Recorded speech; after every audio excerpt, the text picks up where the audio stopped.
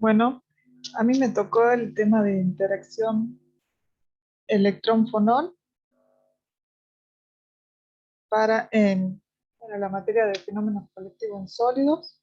Mi nombre es Jessica Paula Peralta y estoy haciendo el doctorado en la UBA. Como directora la tengo es Claudia Montanari, que es parte del grupo de atómica en el IAFE. Y bueno, justamente vamos a trabajar a lo largo del doctorado con todo lo que se trata sobre colisiones atómicas para diferentes blancos y utilizando también diferentes tipos de proyectiles. Eso así de forma general. Bueno,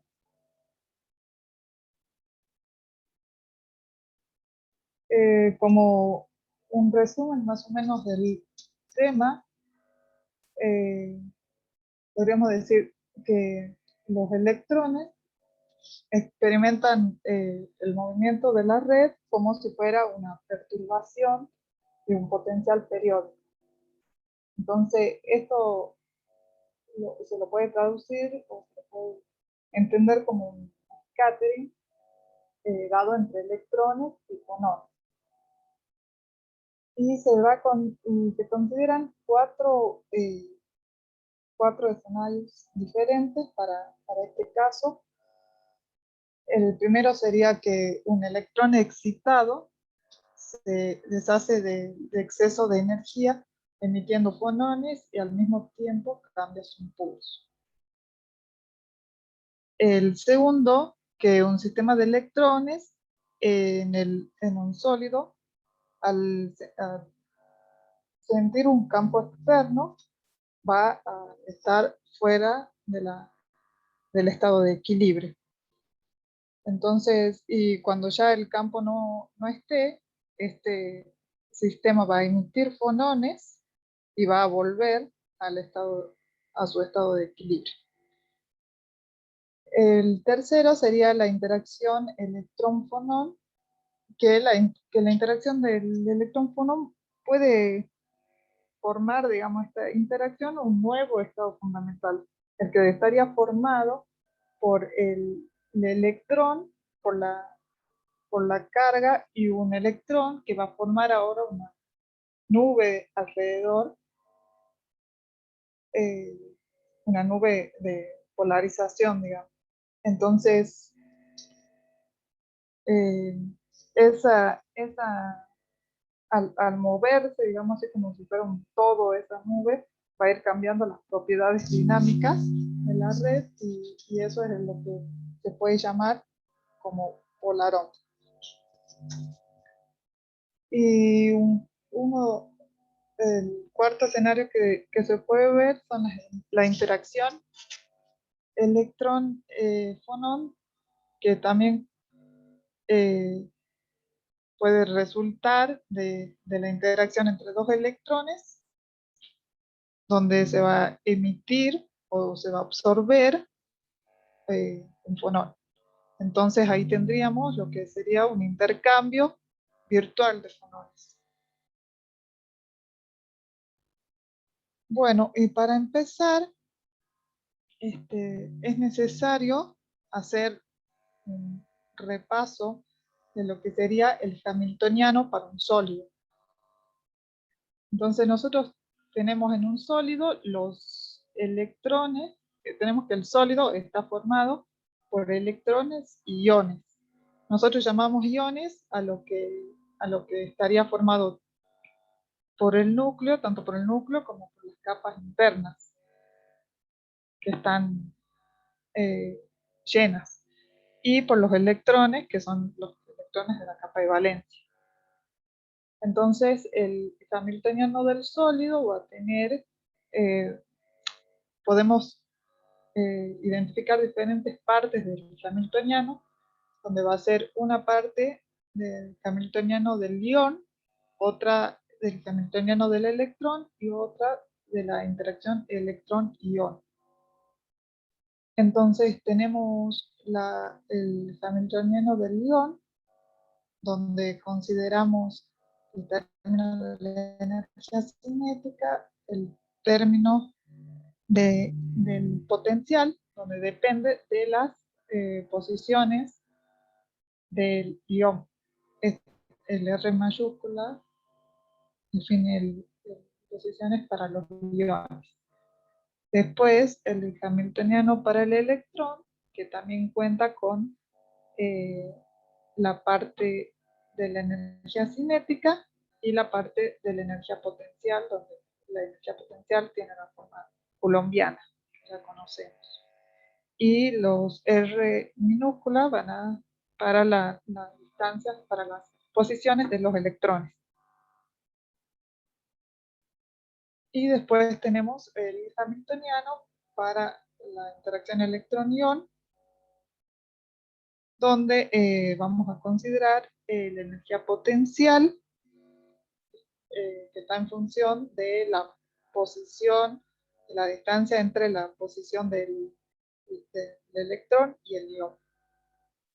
Y también la podemos aproximar a una forma coulombiana, donde Q mayúscula es la carga del ion y Y la carga del electrón. Bueno, y las posiciones, como ya dije, tanto del electrón como del ion. Bueno, eso es para tener en cuenta. Entonces trabajamos con el término de interacción ion-electrón, y ahora vamos a considerar, tener en cuenta el movimiento de la red con posiciones que van a depender ahora del tiempo. No va a ser constante, sino vamos a tener un término, este R con un subíndice 0 indica la posición de equilibrio, y el término este U va a ser el que me da la dependencia temporal de las posiciones cuando hay un movimiento de la red. Entonces lo que se hace es, o sea, para poder expresar esto, vamos a hacer una expansión alrededor de la posición de equilibrio, y entonces el término del hamiltoniano para el electrón-ion nos queda como ecuación, donde tenemos la parte del potencial efectivo periódico para una partícula única, que sería el problema que se ve de partícula 1 en una estructura de banda, y la parte lineal con respecto al desplazamiento del desplazamiento. Bueno, y entonces acá los términos superiores los vamos a despreciar, porque como estamos considerando desplazamientos pequeños, que son más chiquitos que la constante de red, entonces lo podemos despreciar a los términos siguientes y quedarnos solo con la aproximación lineal. Entonces, para poder hacer un análisis de la interacción, es importante hacer la representación del número, llevarlo a una representación del número de ocupación y escribirlo en términos de los operadores de creación y destrucción. Bueno, y eso es lo que vamos a hacer. Entonces, lo que vamos a ver es la dinámica de la red, ya que estamos analizando qué pasa cuando hay un movimiento en la red. Entonces, esto se puede describir como un modelo clásico con esferas masivas, bolitas negras, las esferas masivas, y que van a estar conectados todos con resorte, y que tienen un arreglo periódico. Entonces el hamiltoniano para este caso tiene esta forma, donde tenemos la parte otra vez de la energía cinética y la parte potencial de los iones.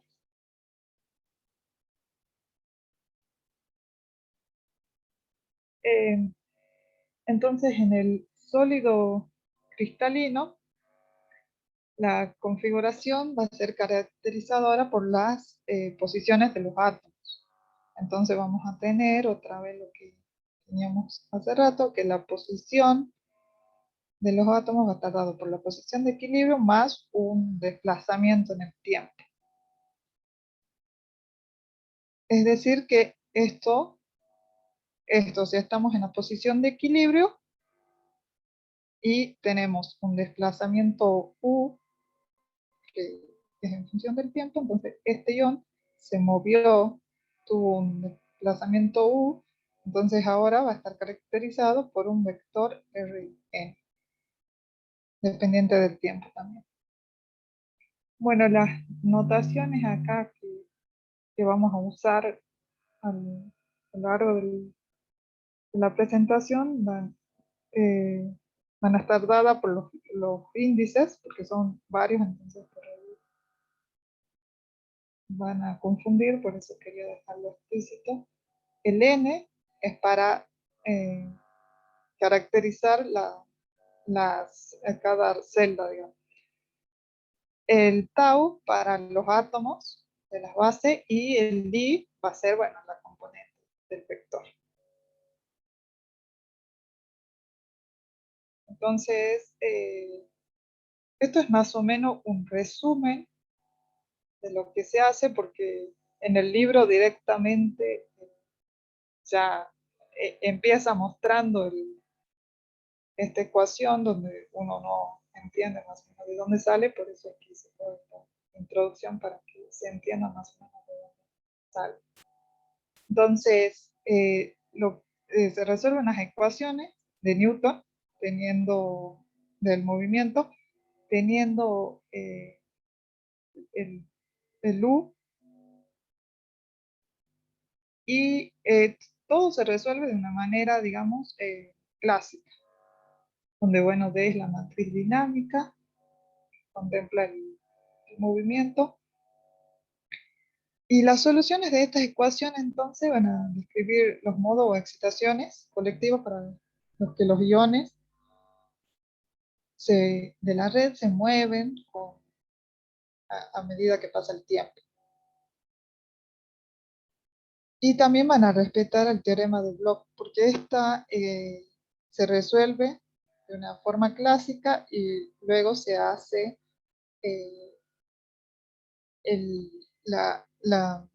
o sea, se va a pasar a una forma cuántica, digamos, con los operadores correspondientes.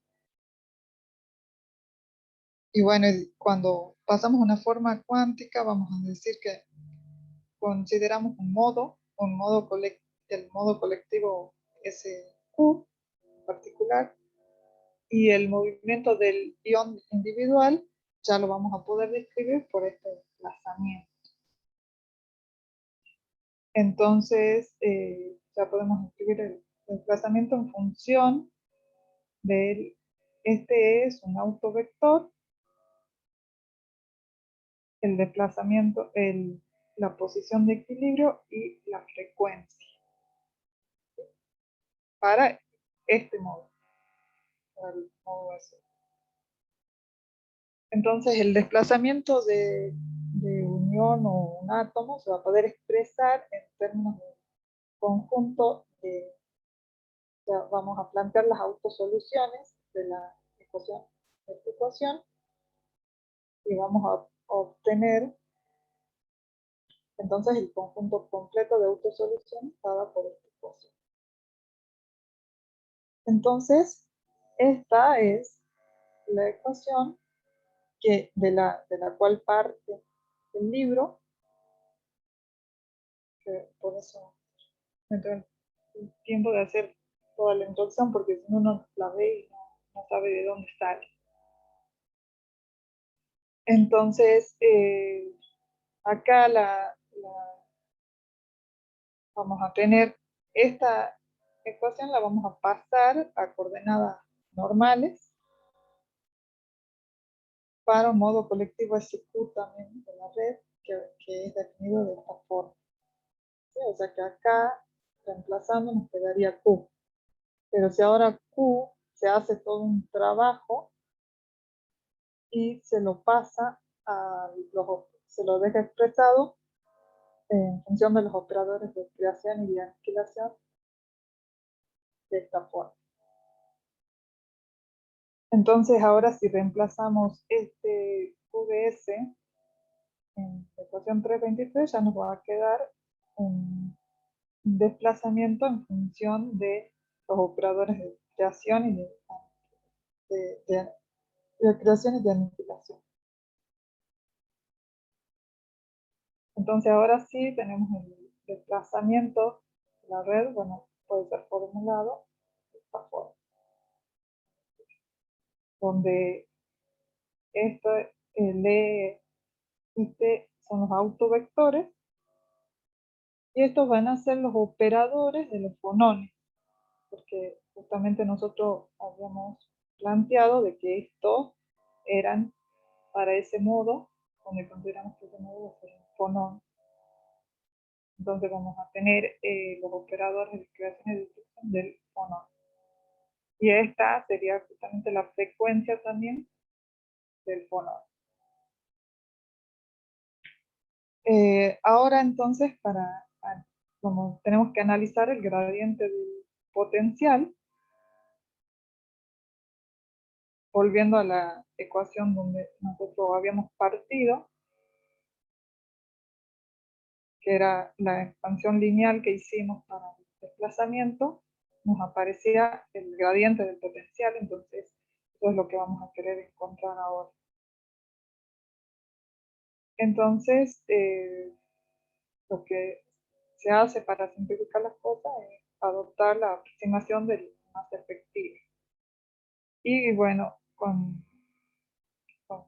utilizando la transforma de Fourier, podemos escribir el potencial en forma, en función de exponenciales, la transformada, y vamos a usar esta relación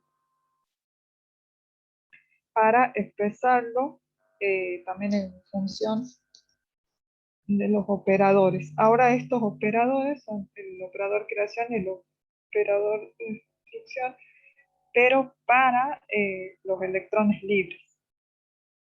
Entonces los ADAGA subíndice S son los operadores de los fonones, y los que utilizan el K y el Q son para los electrones libres, donde K y Q son justamente los momentos de los electrones.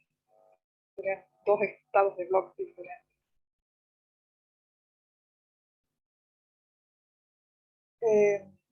Bueno, entonces, utilizando las ecuaciones anteriores y haciendo la suma, en la red, acá me había puesto una de las propiedades, la voy a escribir.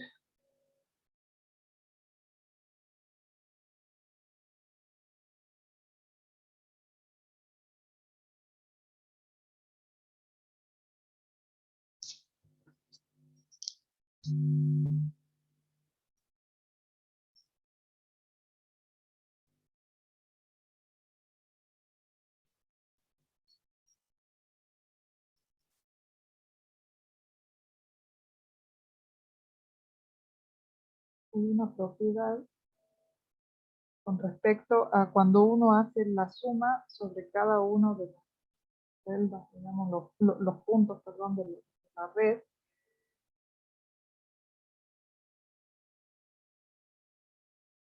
Que sería la sumatoria de n,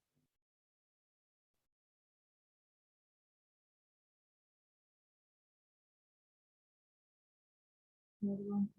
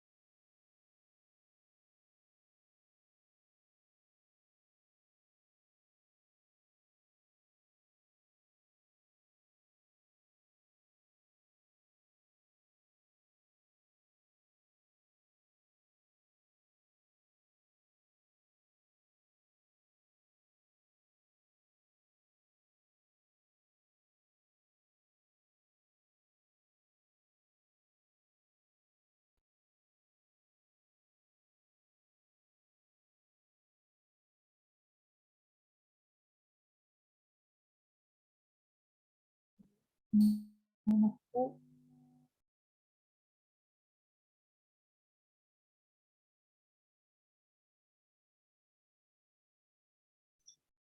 Perdón por la letra. Esta es una de las relaciones que se usa para llegar acá. Entonces, acá teníamos Q menos Q', entonces ya que tenemos Q más Q', entonces una inversión, y acá nos queda Q, entonces el delta de Q menos Q', y acá queda G, donde G es el vector de la red recíproca, y Q son vectores que están dentro de la primera zona de Puyo.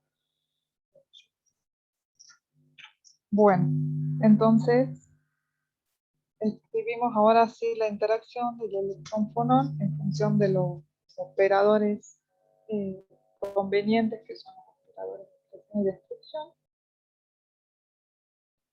y nos va a quedar de esta manera, donde los elementos de matriz, donde sacamos todo, donde todo lo que queda fuera de los operadores van a ser los elementos de la matriz. Y estos van a depender del mecanismo de acoplamiento.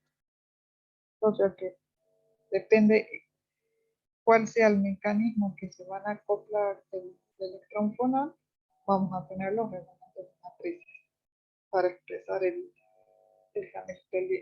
hamiltoniano del electrón-fonón.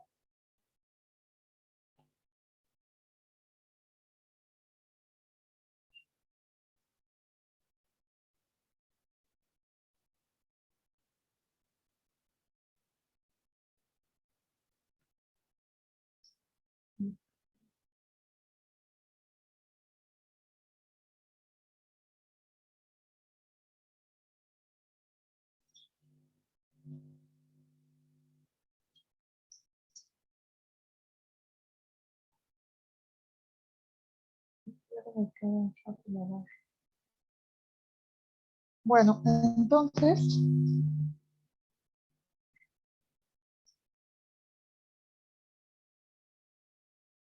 ahora vamos a través de eso podemos ver la podemos hacer un análisis de lo que pasa con la interacción del electrón y el fonón. Entonces, si hacemos una representación gráfica de la interacción entre el electrón y el fonón, podemos decir que, por ejemplo, si el electrón acá se dispersa entre dos estados de bloque, que sería el estado K y K menos Q, se va a emitir un fonón.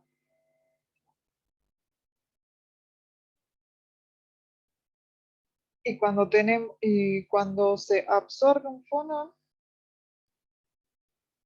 vamos a tener, cuando tenemos el electrón que absorbe un fonón, se va a dispersar en otro estado de Bloch con un momento mayor. O sea que el momento total siempre se va a conservar, que es lo que vimos en clase. Y también eh, habla sobre la cinemática. Después en anterior también vamos a hablar sobre la cinemática del electrón, y podemos ver en esta figura algo que es bien importante, de que si los vectores de onda del electrón están, o sea, antes y después de scattering, están dentro de la zona de Brillouin, ya tenemos un momento K y de K más Q, ambos están dentro de la zona de Brillouin, podemos decir que el desplazamiento que tuvieron es pequeño. Entonces eh, estos vectores van a ser casi paralelos. En cambio acá, si tenemos un scattering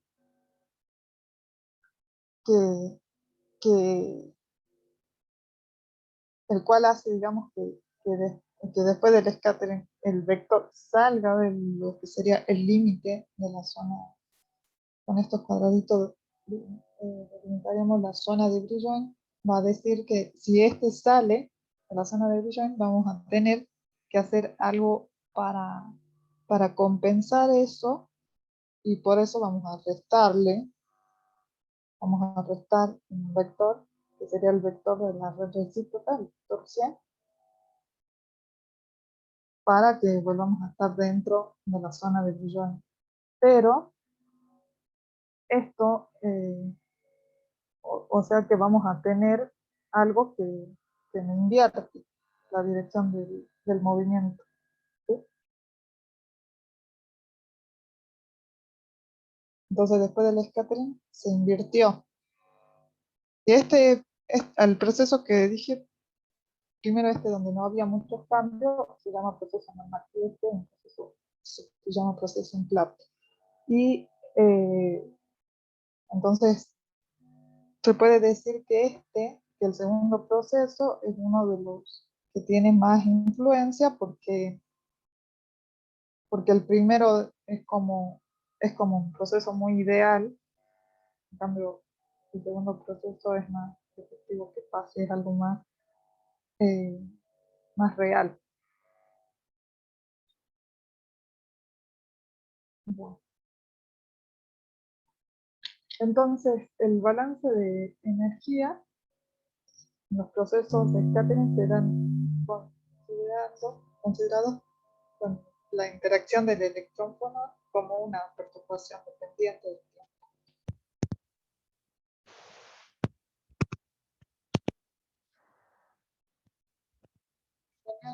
El electrón-fonón va a depender de los mecanismos de acoplamiento.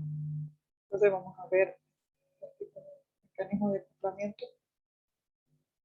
Y para eso, para ver los mecanismos, es importante conocer los tipos de fonones que tenemos, que son los fonones acústicos y los fonones ópticos. Entonces, los fonones acústicos, estos son considerados a longitud de ondas largas, van a causar la compresión o dilatación de la red local. Y tienen una forma, así como esto, que es una forma transversal, o sea, tiene un desplazamiento transversal con respecto a las posiciones de equilibrio de la red. Ya que, bueno, estos van a ser los que agranden o achiquen a la red que tenemos perturbada. Los fonones ópticos se identifican con vibraciones dipolares eléctricas. Es decir, que lo podemos excitar con luz infrarroja. Y este sería, por ejemplo, sería una gráfica de lo que es un fonón óptico, las características del tratamiento de los fonones. Entonces acá tenemos un fonón en la posición de equilibrio, donde tenemos una carga positiva, se le suministra un campo eléctrico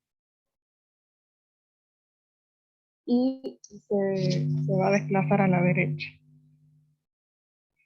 Y el que tiene la carga opuesta se va a ir para la izquierda.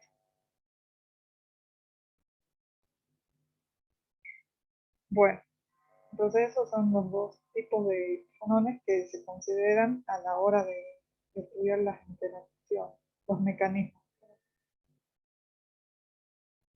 Entonces, tenemos la deformación del potencial de acoplamiento, donde tenemos fonones acústicos Entonces la compresión o la dilatación que causan estos fonones, como decimos, eh, se va a describir como justamente como el cambio relativo del volumen. Entonces vamos a tener que el delta de R va a ser el cambio del volumen dividido al volumen, no, porque es un cambio relativo. Bueno, y este sería un esquemita, lo que tendríamos, entonces se va a expandir o se va a comprimir el volumen.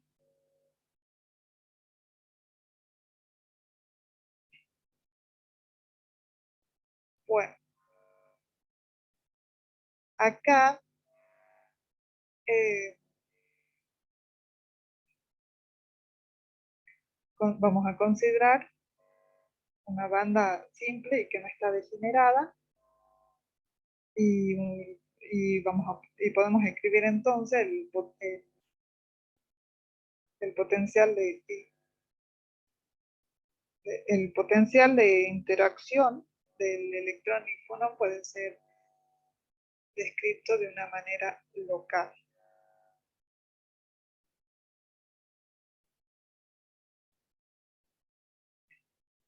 Acá su potencial de,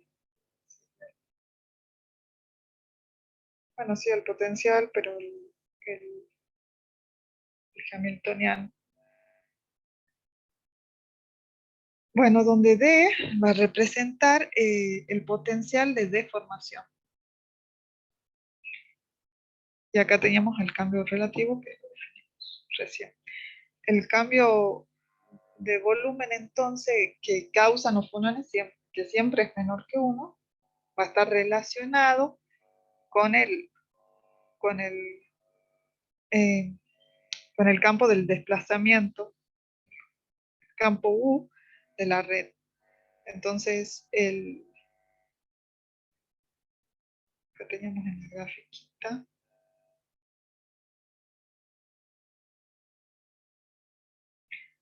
tenemos un campo, ¿sí? que se va a desplazar por ese volumen y ese volumen encierra una determinada área.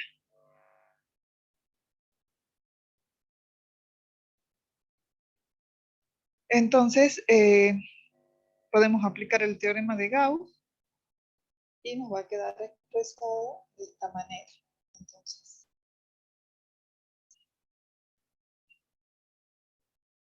y tenemos que, si la distorsión que sufre la red es homogénea, esto lo vamos a poder escribir como B por la divergencia de U, porque al ser homogénea va a tener un volumen constante. O sea, va a ser algo homogéneo, lo podemos sacar. Entonces nos queda B por la divergencia. Entonces, ahora el campo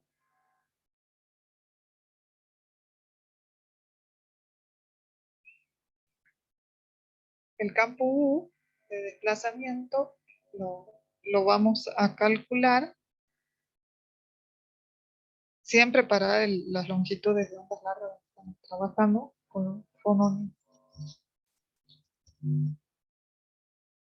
Eh, vamos a usar la expresión del desplazamiento que definimos al principio, donde vamos a reemplazar ahí en esta ecuación las posiciones de equilibrio por un R general. De R van a ser las posiciones de los electrones. Y vamos a reemplazar los autovectores. Ahora los autovectores son los autovectores del fonón. Y va a tener esta forma. Donde depende del vector Q.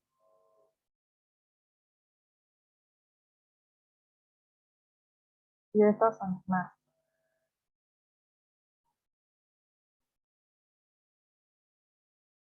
Esta ecuación ya viene del capítulo que es donde describe directamente todo lo de fonón y tiene una deducción media larguita también, entonces pues, no la puse directamente.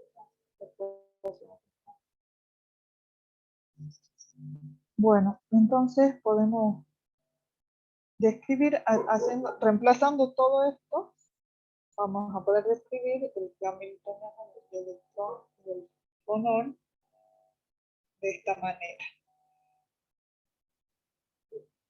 donde ahora la, la- el Q que habíamos definido al principio va a tener esta forma donde sigue dependiendo de la frecuencia del fonón y los operadores de creación y destrucción del fonón.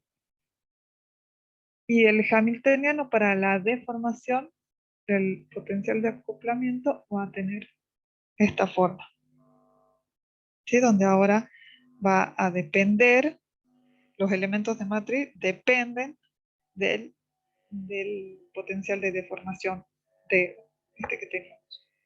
Por eso es que de manera general eh, dije de que los elementos de matriz van a depender de cada uno de los mecanismos de interacción que se esté considerando. Después tenemos el acoplamiento polar con fonones ópticos o acoplamiento de Froelich. Entonces, también en el límite de longitudes de ondas largas, los fonones ópticos van a causar ahora un campo de polarización macroscópica, donde, bueno, como se sabe, el electrón va a estar dado por el campo dipolar eléctrico debido al volumen. Entonces, si colocamos una densidad de carga dentro de este campo de polarización, vamos a tener una energía de interacción que depende del campo de polarización y del campo eléctrico.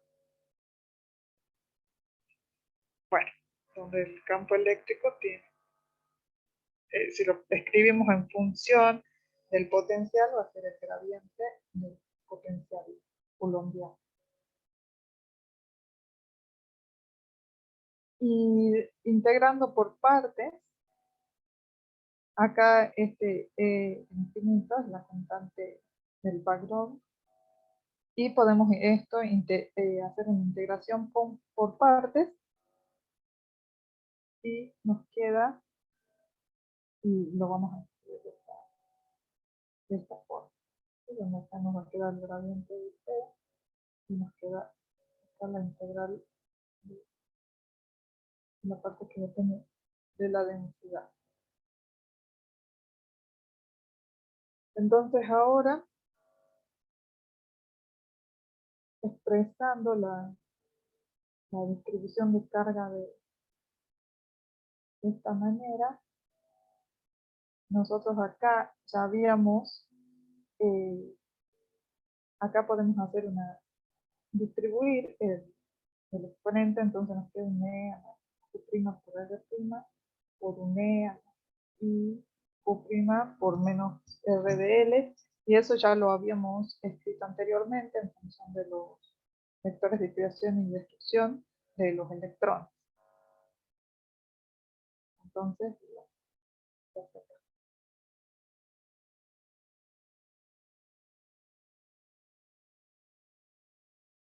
bien, el desplazamiento entonces de los fonones ópticos se va, se va a poder expresar de esta manera, donde ahora los autovectores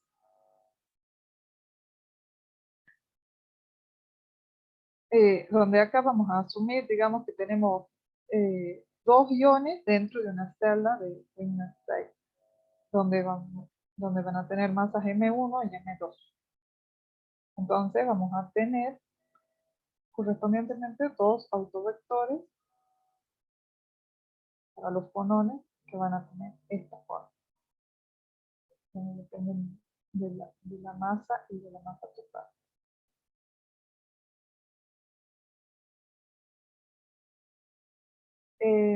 Bueno, los iones de movimiento van a transportan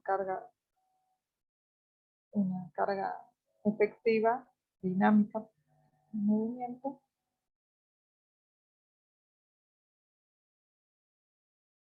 También como un signo menos, que la carga de uno es igual a menos la carga del otro, y carga de esta. Entonces, al transportar carga, al moverse y transportar carga, produce un momento dipolar, que lo dejamos ahora en función de la carga efectiva y del desplazamiento. Entonces reemplazamos el desplazamiento que encontramos acá, reemplazamos y nos queda el momento dipolar de esta manera. Donde acá el mu este es la masa reducida del ion. Jessica, ¿Sí? ¿podés tratar de mantenerte cerca del micrófono porque el volumen sube y baja mucho? No, no recuerdo, no sé por qué será. Bueno, quizás Ahí está mejor. ahí está bien. Claro, pero Sí. lo tengo agarrado y no sé por qué. Ah, sí. Bueno, eh, entonces vamos a acá en el momento dipolar vamos a hacer un reemplazo ahora, vamos a reemplazar la posición de equilibrio por un R y vamos a escribir entonces ya la divergencia de P en función de los operadores creación y destrucción. Y ahora tomando la carga efectiva dinámica, que es una carga que hace la deducción para los tipos de fonones ópticos, donde analizan la variación del calor específico con la temperatura, y es bastante larguito el procedimiento que hacen, pero calculan esta carga efectiva dinámica. Y donde usan, y bueno, y acá también usamos la relación de Lee-Dan-Sachs-Teller, que es una relación entre las funciones dieléctricas y las frecuencias de los fonones longitudinal y transversal. Entonces ahora, bueno, para estos reemplazos, estas sustituciones, se va a hacer justamente para reemplazar la frecuencia transversal del fonón óptico por una frecuencia que sea longitudinal. Entonces la frecuencia longitudinal queda de esta manera. El hamiltoniano para el acoplamiento de Fröhlich toma entonces esta forma, donde los elementos de matrices van a estar expresados acá de esta manera, en función de las funciones dieléctricas. De las funciones dieléctricas, Bueno, la longitud, acá vamos a introducir un parámetro importante, que es la longitud de interacción, la cual se la puede cuantificar a través del acoplamiento, por la constante de acoplamiento de Froelich. Esta es la constante de acoplamiento de Froelich, que me representa la longitud de interacción.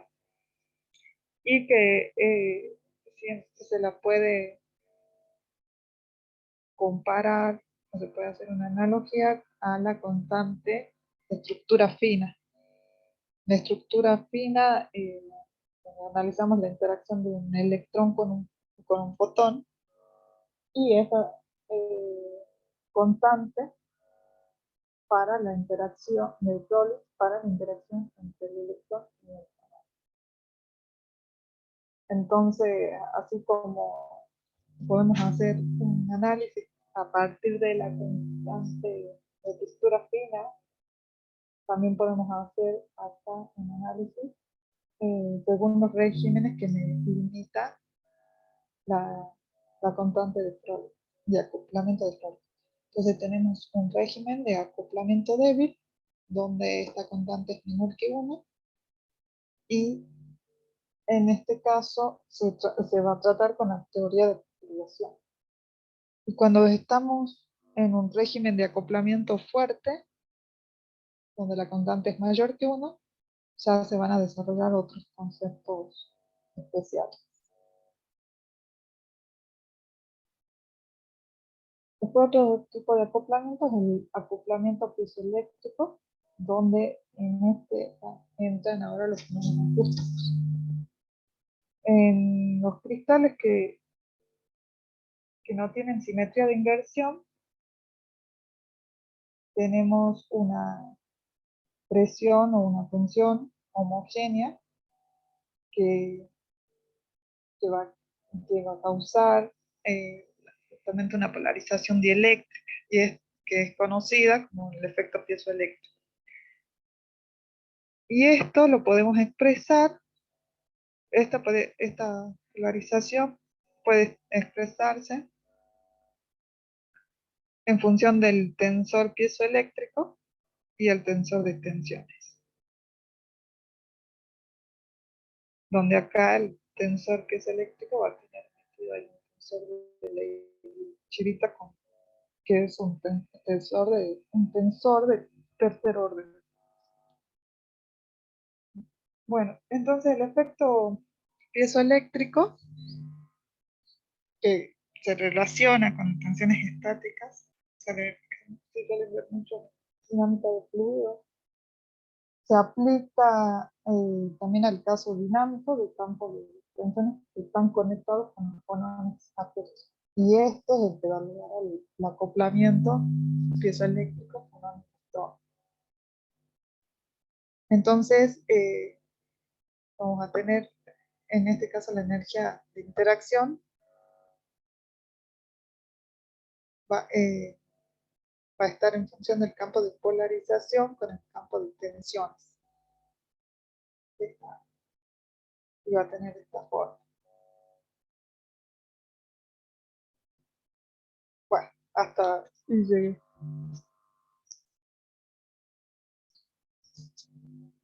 En realidad hice el resumen de todo el capítulo y ya no llegué con la presentación, con terminar de armar la presentación para todo, porque se hacía largo, porque incluía el capítulo 2 y 3. Entonces me recostó tratar de resumir eso, porque si no tenía que explicar todo el capítulo 2 y 3. Y no vamos a terminar más. Porque tiene 2 capítulos donde son, o sea, donde son exclusivamente de los fonones, y este ya entraba directo con lo que es interacción nada más, entonces tenía que introducir todo lo otro. Por eso. Está bien.